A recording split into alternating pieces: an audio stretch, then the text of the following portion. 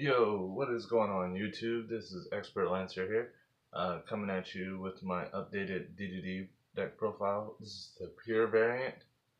I also have a updated pendulum variant coming up for you guys too. I'll upload that probably right after this, but as many of you guys know, DDDs is probably one of my favorite decks. Um, and with the release of Big Genghis, the deck has gotten a little bit better. Still waiting on Needle Fiber, but the deck can still go off and it's still a very fun rogue deck. Um, the it if you're going first, the game plan would be like trying to set up as many negates as possible. That's what DDDs do best. They can span the field really easily, and if you go second, the best option is to try to just push through your opponent's board in OTK. But I'll get right into the deck profile. Um, for starters, you run triple copies of Savant Kepler. If you don't know what this guy does, when it's normal and special summon, you can add a dark contract from deck to hand, and also he has a secondary effect if he's normal and special that you can target one DD or dark contract you control and return it to the hand. He's your 10 scale, but his scale effect is actually pretty dangerous. So what it does is during each of your standby phases, his skill rating reduces by 2, and any monster that's not a DD monster or Exceed or Link that is level 10, that is a level equal to or greater than the scale gets destroyed automatically. But most of the time, you'll never stay in your scales. Usually, if you do have to pendulum summon, you usually end up destroying this anyways. So, and most of the monsters you summon are DD monsters, so that never really comes up as an issue. So triple Kepler, followed by the second best normal summon, which will be DD Savant Copernicus.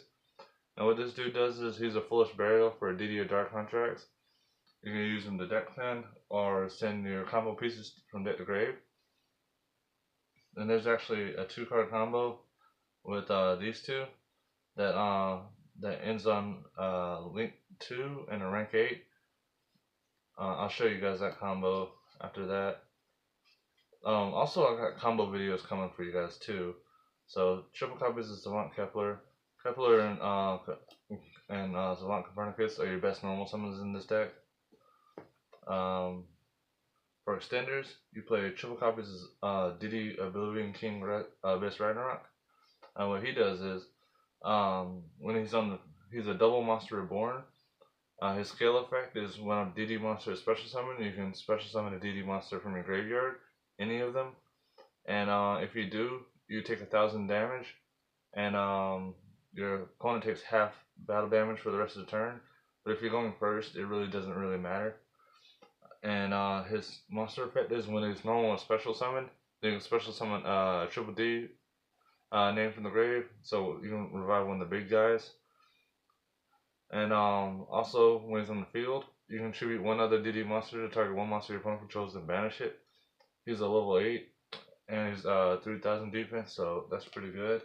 Also, 2,200 attack is fairly decent. When you're trying to OTK your opponent, those points add up.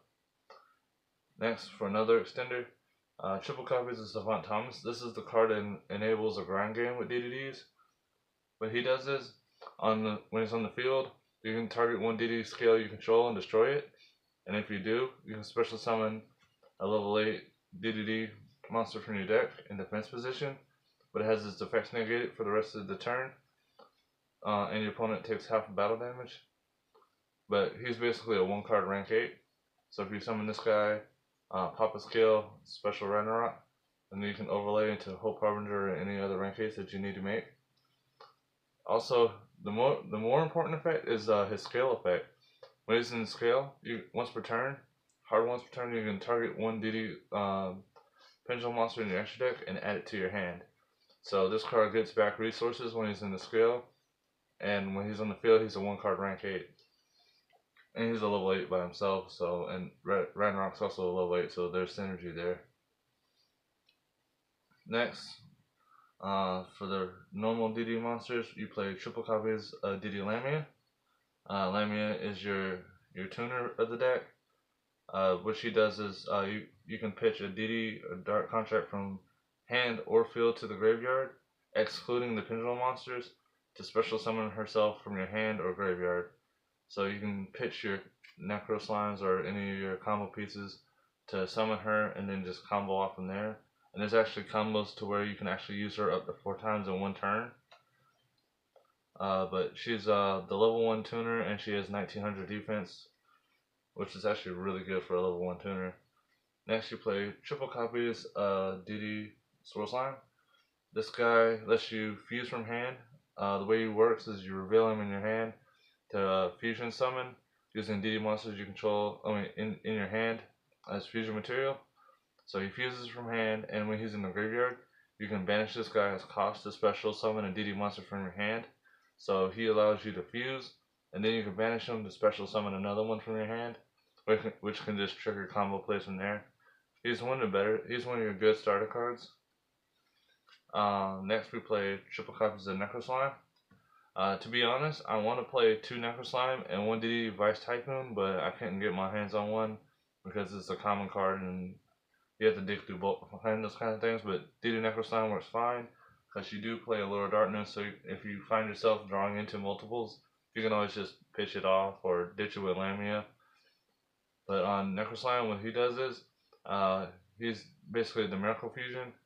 When he's in the graveyard, you can banish him and another DD monster to fusion summon. So if you have these two, you can fuse from hand and then fuse from graveyard. Next, for a small supporting engine, I do play the Darkworm engine because Electromite is really the best Link 2 to go into in this deck because it helps extend combo plays like really well. If you don't know what Darkworm does, I'm pretty sure you do. But if you control no monsters and he's in the graveyard, you can special summon him. And when he's summoned, you can add a Supreme King Gate card. And you can add Gate 0, which can destroy itself, and another card to special summon a dragon from your extra deck. But you don't really use that effect in this variant. You use it more in the Pendulum variant because you can go into more Link plays and stuff. But 2 Darkworm, 1 Gate 0. Next, for spells, you want to run triple copies of Contract with Gate. This card is your search card. This card allows you to search any of your DD monsters. So all these monsters are searchable through this one card. Once per turn, once per turn during your main phase, you can add one DD monster from deck to hand, and during each of your standby, you take 1,000 points of damage. So you can use what's his name? You can summon Kepler, use his effect to search Contract with the Gate, and Contract with the Gate searches another card. So anytime you summon this guy, he's basically a +1. Alright, onto the next cards. You want to play 1 copy of Dark Contract with the Swamp King. Now this card lets you to fusion summon from your hand and field to summon a Fiend type monster. This card can actually be used splashed in other decks like Fluffles and stuff like that, and summon your Frightfurs. But anyways, if you're fusing from your hand and field, you can summon a Fiend type monster. But if you're summoning a DDD monster, you can also banish materials from your grave. So this lets you use materials from your hand, field, and grave to fusion summon for DD monsters. So this is really good. Also, it has a standard stipulation with all contracts. You burn for 1,000 during standby. You only play 1 copy because 1 copy is really all you need. Really don't want to see multiples of that card. For supporting starter cards, you play triple copies of Dragon Shrine because if you can open Dragon Shrine, Kepler, there's some insane combos that you can do. But Dragon Shrine is just there to dump Darkworm. If you see multiples, you just use it to pitch the other Darkworm. That way you don't draw into it later on and just use it to deck then. Next, we do play some draw cards. Triple copies of Lure of Darkness. Lure of Darkness, draw 2, banish a dark monster. So if you find yourself running into extra copies of combo pieces that you don't need, every monster in your entire deck is dark, so Lord Darkness is just super good. Also, when you go into siding, I always side one of Lord out because if you need to side in hand traps or anything like that, you don't want you really don't want to draw into hand traps off of Lord Darkness, because then you end up pitching your combo pieces. Next, you play 2 copies of Pot of Desires and 1 Upstart Goblin. So I do the 3-2-1 ratio. The 3 Allure, 2 Desires, 1 Upstart. Which really Upstart should be at 3 in my personal opinion. Especially with the new time rules. But it's just ways to dig deeper into your deck. Next you play 2 copies of Call by the Grave. This is a combo deck, and hand traps are very detrimental to pure. It doesn't hurt the pendulum variant as much, but the pure variant is very susceptible to hand traps. So you want to max out on Call by the Grave.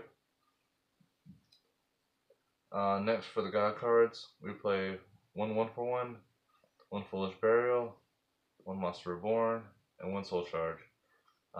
Basically, any of these cards, if you resolve them, it puts you in a really good position. 1-for-1 is a +1 because you use 1-for-1, pitch a card, summon Kepler's search Gate, search monster. So 1-for-1. Then Foolish Burial dumps your Necro Slime, your Swirl Slime. If you don't have a way of fusing or anything, but you have Pendulum monsters in your hand, you can use this to dump Swirl Slime, banish Swirl Slime, special Kepler, Kepler effect, get another card, and you can normal summon a Pendulum monster, go into Electromite and go off. And Monster Reborn is just really good, especially Reborn Ragnarok. So you basically get 2 monsters for the price of 1. And Soul Charge, if you resolve this, you'll most likely win. Unless you're in game 3 and your opponent wants to slow play. But that's it for the main deck. For extra deck, you play 1 Flame King Genghis. I see a lot of builds playing 2. To be honest, I don't find 2 useful. I'd rather use the space for other things. But if you don't know what Genghis does, is when a DD monster is special summoned, you can special summon 1 from your graveyard, card once per turn. And when he's destroyed and sent to the graveyard, you can add a Dark Contract back. So he's a Monster Reborn, followed by his big brother, High Flame King Genghis. What this dude does is when a DD monster is special summoned, you can special summon a DD monster from your graveyard. So they both have the same first effect. They both have Monster Reborn effects. And a secondary effect is a semi-quick effect. During your turn, if your opponent activates a spell or trap, you can negate the activation and destroy it. So if your opponent tries to evenly match you or something like that, or if they had like a set Call by the Grave, if you fusion summon into this guy, you can actually kind of protect your combos while you're going off, at least from spells and traps. Also, I always like to go into this one first and then go into him later on, because that way I have that little bit extra security, so if they try to hit you in infinite impermanence or anything like that, this guy can stop it. The next fusion you play is 1 DDD Oracle King Diarch. This one is the one that reverses burn damage. 28 body, level 7. Helps you make your 6 read easier. And the Pendulum variant, this guy helps you make your Eyes Vortex Dragon. But being able to reverse burn damage, especially if you're playing Trick Stars or something like that, there's actually times that I used this guy in tandem with Ragnarok in my Pendulum variant, where I had this in scale, and I fused for Diarch and used Ragnarok's effect to revive a monster, which triggers his burn effect, which will make you burn for 1,000, but this will make you gain 1,000. So there was like a minute left in the round, and I ended my turn with 9,000 life points, and they were trying to build a board to break mine, and I ended up winning because I had 1,000 more life points than they did because the reverse burn damage. Also, if you have this guy up when you have a lot of contracts, you just gain life points. And a lesser played card, I play 1 DDD Wave Oblivion King Abyss Ragnarok. He's the second boss monster of the deck. A lot of people don't play this guy, but what he does is, when this card battles, you can bounce a DD or Dark contract you control other than himself as cost to equip one monster your opponent controls other than the monster is battling, and it gains attack equal to it. So let's say your opponent has two blue eyes white dragons, just spitballing monsters out there. Your opponent attacks with one blue eyes white dragon. This guy can bounce a DD or Dark contract from your field as cost and equip the other blue eyes white dragon, and he becomes 6200 attack power. And there's not a limit to how many monsters he can equip, but he can only do it as a hard once per turn.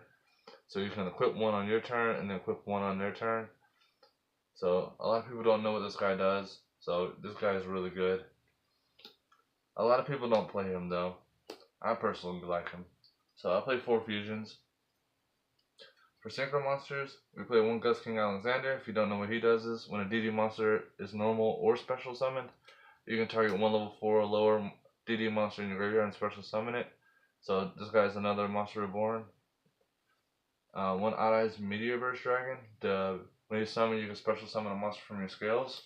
So if you have Ragnarok in your scale, you can use Ragnarok's special summon effect, and then go into Odd Eyes Meteor Burst Dragon and use Meteor Burst to special summon Ragnarok, which will trigger his effect to special summon a triple D from graveyard. So there's combos there. And Meteor Burst is really easy to make if you go into Genghis. So you can literally go Genghis, synchro with Lamia, make Meteor Burst special Ragnarok gets Genghis right back. So there's combos there, which really help you with your link plays and making your end boards. One of the boss monsters is Diddy Curse King Siegfried. What he does is, once per turn during either player's turn, you can target 1 face-up spell or trap on the field, quick effect, and negate its effects into the next standby phase. And also when he dies, whether it be a battle or a card effect, you gain, for each dark contract you have face up, you gain 1000 life points. So basically next turn you burn for free. And next we play 1 Crystal Wayne Synchro Dragon. He's one of the better synchro monsters to go into. I only play 4 synchros because that's really all you need. These are the combo pieces, and these are the end board cards. So play 4 synchro monsters. Next, for Exceeds, we play 1 Hope Harbinger Titanic Galaxy, because this deck does everything. It fusion summons, pendulum summons, exceed summons, synchro summons, and link summons. It just doesn't ritual summon, because you know, who likes ritual summoning unless you play Necros. But 1 Hope Harbinger, most people forget he does 3 things. Once per turn during either player's turn, when a spell or effect is activated, you can negate the effect and attach its material. Secondary effect is when an opponent's monster declares an attack, you can detach the material and make them attack him and enter damage calculation. And the third effect is if a exceed monster you control is destroyed and sent to the graveyard, you can target 1 exceed monster you control and it gains attack equal to that permanently. So let's say you have a 3000 attack power exceed monster beside it and it dies. You can use its effect and it gains attack equal to it, so it becomes a 6000 attack power monster that can redirect attacks and negate spells. So Hope Harbinger is really broken. But followed by number 90, Galaxy Eyes Photon Lord. He's your monster effect negator.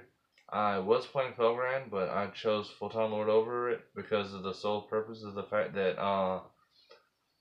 Galaxy Eyes Photon Lord can negate hand traps and graveyard effects. It doesn't, when he doesn't negate and destroy, but he negates the effect.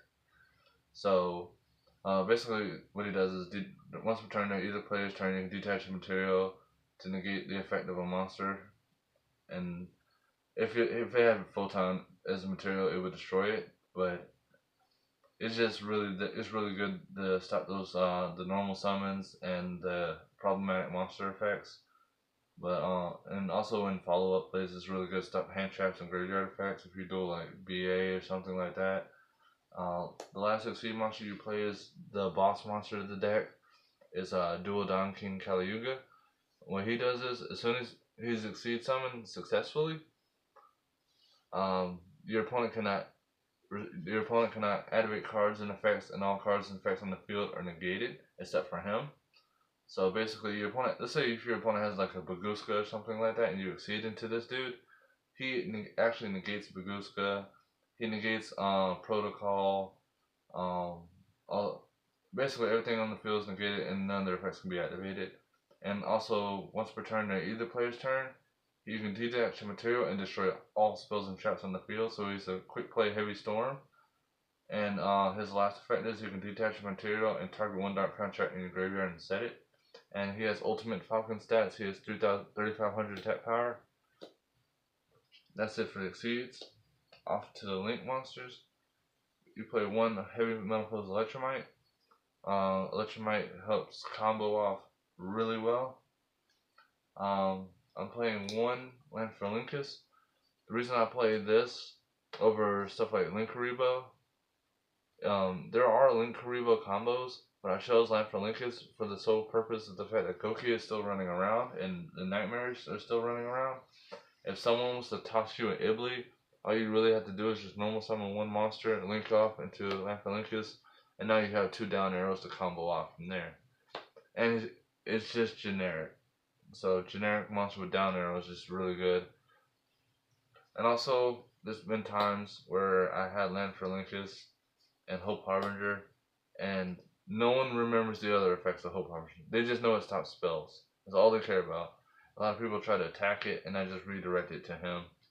So, that's the thing. Next, I do play one Zephyr Metaltron. It's actually really easy to make in this deck. Most of the time I go into them is when I need to clear up space, or if I run into, if I hit Soul Charge and I need to open more zones that make more negates. Zephyr Metaltron's there. Also, its banish effect is pretty good, and if extra deck monster is destroyed that it points to, you can add a pendulum monster from deck or from extra deck or graveyard to your hand. So you can add back your Thomas, and Thomas will add back another card, and it just helps extend. And the last card I play is one Saruja Skulldread. This card is really good for helping extending plays. Also, it special summons from hand, and it fixes your hands too as well. But that's it for the Link monsters. You can sub this guy out for whatchamacallit, Linkuriboh, and you can sub this. There's other ratios that people like to play is Summon Sorceress, Master King Archfiend, and Linkuriboh, along with Electromite. But me personally, I like these. I probably will eventually incorporate Master King and Summon Sorceress in. I do have a Summon Sorceress ordered, so when that comes in, I'll probably modify Master Deck a little bit, but this has been working. And I do kind of have a mock side deck. I run triple Gamma Seal just to get over problematic cards, and you don't want to waste your normal summon. Normal summons are pretty important in this deck. Triple copies of Ash Blossom, 2 effect veilers, just good going. Everything in here is basically for going second. Triple copies of Twin Twisters, 1 Rageki, 1 Dark Hole, and for going first I have 2 copies of Mind Crush because every deck in this format adds. So that's basically it for the deck. I could show you the quick 2-card combo to get the rank 8.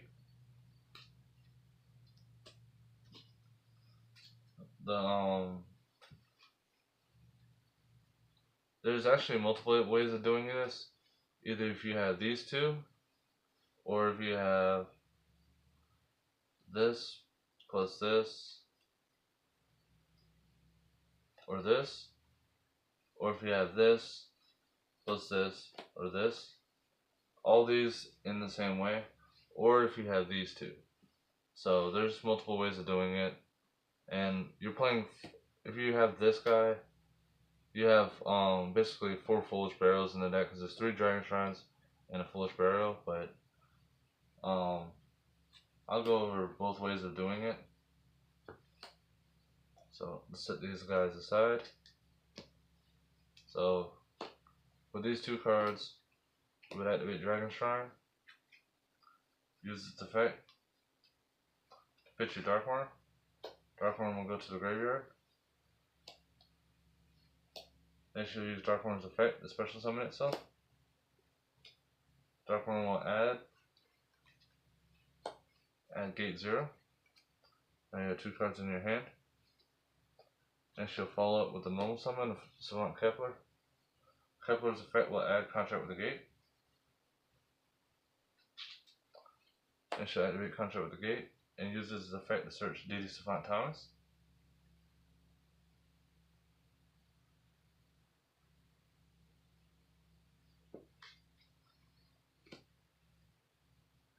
Next, you're going to link summon. I'll set these right here. To go into Heavy Metal Foes Electromite. Electromite's effect will activate, allowing you to stack a second copy of DD Savant Thomas. Next, you'll scale your gate 0. Use Electromite to destroy gate 0. To add DD Savant Thomas. And then also Electromite will give you a random draw. Next, you're going to scale your Savant Thomas, using its effect, allowing you to add Kepler back from your extra deck to the scale. And by doing this, you're allowed to pendulum summon your Thomas anywhere you want. So you pendulum summon your Savant Thomas, activating his field effect to destroy Kepler. Special summon Ragnarok from the deck.